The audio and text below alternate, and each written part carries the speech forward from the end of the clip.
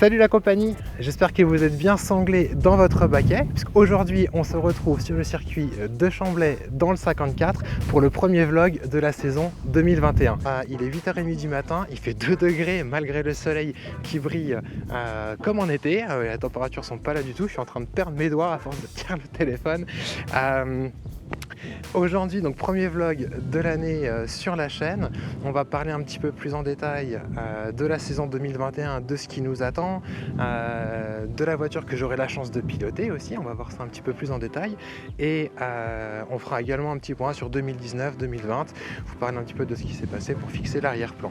Si c'est la première fois que vous nous rejoignez sur la chaîne, déjà bienvenue, je suis ravi de vous voir. Moi c'est Goetz. Sachez que sur la chaîne, vous allez pouvoir retrouver au rythme d'une vidéo tous les 15 jours des vlogs qui vont vous permettre de suivre dans l'intimité les différents week-ends de course auxquels j'ai participé avec le team. On vivra ensemble les petites anecdotes, les points positifs, les points un petit peu moins négatifs s'il y en a malheureusement. Donc une vidéo tous les 15 jours, je crois que je vous l'ai dit. N'hésitez pas du coup à vous abonner à la chaîne pour pouvoir recevoir les notifications des prochaines vidéos qui vont sortir. Et puis à me suivre aussi sur les réseaux sociaux. Je vais mettre les différents liens en bas dans l'écran. Voilà. Allez, vu que je suis en train de trembler complètement parce qu'il fait beaucoup trop froid, on va se retrouver dans le hangar pour la suite du vlog. À bientôt. L'année 2020 était principalement liée aux fondations du projet qu'on a mis en place petit à petit avec pas mal de séances de coaching pris principalement sur Clio 3 Cup. Ça s'est soldé par une course en septembre à Cran-Internois avec le team.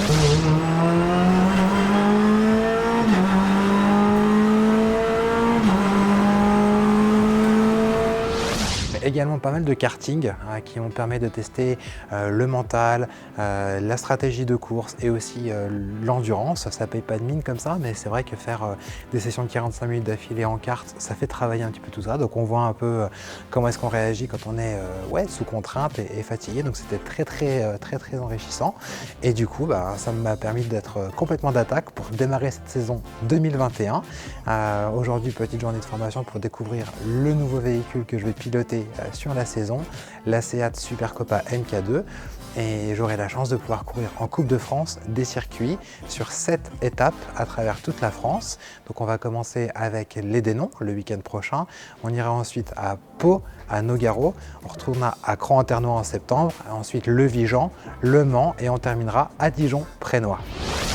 Mais alors je vous parle de la Coupe de France des circuits FFSA, mais peut-être que vous êtes devant votre écran et vous posez des questions. Qu'est-ce que c'est que la Coupe de France des circuits FFSA? Alors en fait, c'est une compétition qui date maintenant des années 70, qui s'appelait l'Interligue et qui a évolué à travers les âges. C'est une compétition principalement d'amateurs, de gentlemen drivers. Le niveau est quand même assez relevé, on va bien s'amuser. Mais voilà, l'ambiance est extrêmement conviviale et on retrouve également durant les week-ends de course, donc outre les groupes A, les groupes GT, les groupes N, on va retrouver également la Twin Cup, qui est une compétition vraiment passionnante que vous ferez vivre de l'intérieur, je l'espère, et les trophées historiques HTPC qui eux aussi vaut leur pesant de catégorie. Et du coup, sans plus attendre, ce que je vous propose, c'est d'aller découvrir la Seat Supercopa MK2 que je vais avoir l'opportunité de piloter au sein du team Francis Maillet Compétition pendant la saison.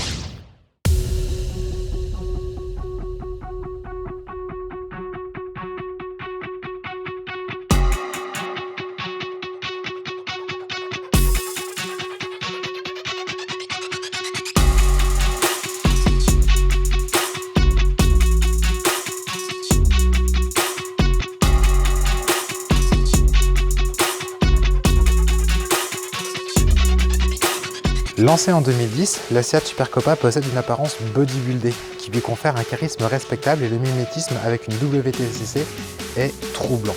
Les extensions d'ailes, l'extracteur arrière et les divers éléments aérodynamiques y participent grandement.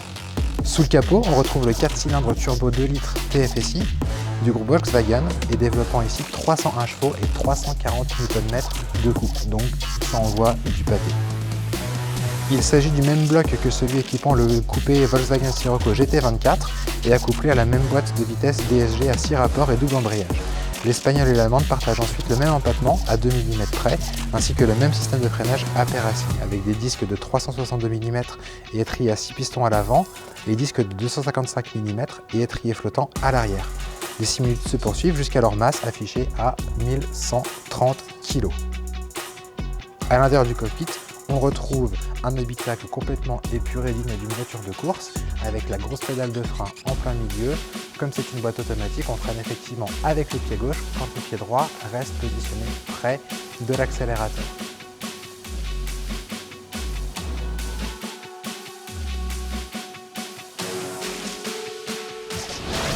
Et bien voilà les amis, sur ce, on va se quitter pour aujourd'hui. J'espère que vous avez bien apprécié ce premier épisode. Si c'est le cas, n'hésitez pas à mettre un petit pouce bleu en bas dans la vidéo, à vous abonner puisqu'on va se retrouver dans 15 jours pour le premier épisode de la série vlog. Cette fois-ci, on sera vraiment on track. Et puis voilà, écoutez, je vous souhaite une excellente soirée et vous voyez derrière moi les différents véhicules qui vont avoir la chance de courir aussi. Donc on a une La Merracup qui va courir en Amity Team et également les Clio et la Seat du Big Boss de Francis Maillet qui sera avec nous également. Allez, je vous donne rendez-vous encore une fois à dans 15 jours. À très bientôt. Ciao.